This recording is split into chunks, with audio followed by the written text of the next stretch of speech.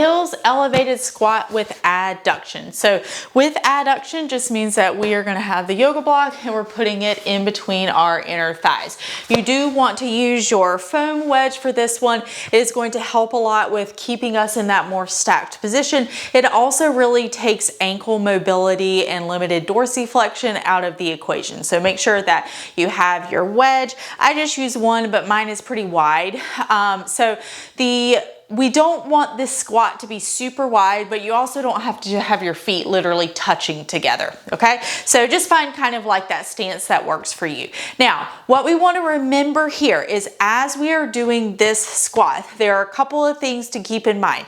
Yes, we're trying to stay in a stacked position, but that does not mean that we need to be completely vertical. A lot of times I will see people try and stay literally up and down, and that's just not gonna work. That's more of kind of like a sissy squat or a different variation that we are not going after. Okay, so know that in the squat, that means that our hips are gonna come down. When we talked about the hinge, that means our hips went back. Our hips will go back slightly when we do the squat, but they are going to come down more than they go back.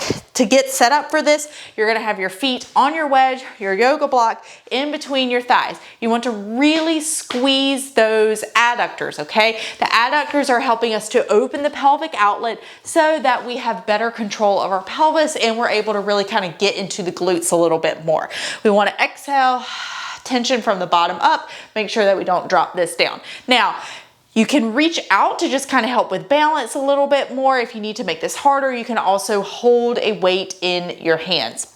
From here, what we want to think about doing is as we go down, I want you to feel the pressure all along the back and front of your foot. So we don't want to be rocking way back our heels or dumping way forward on our toes.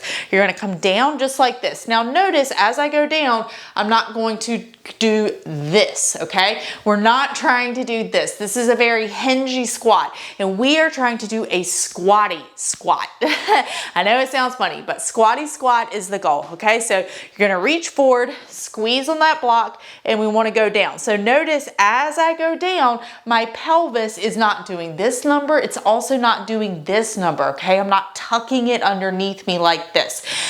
Another important part is the speed at which you squat. We want to go evenly down and evenly up. So think about it like an elevator. If you were in an elevator that was going down and then it went boop really fast at the bottom, you'd be like, oh shit, what's going on? So we want to make sure that we go evenly down and we're not losing control at the bottom of the squat, and that we're able to easily come, or not easily, but evenly come up, okay?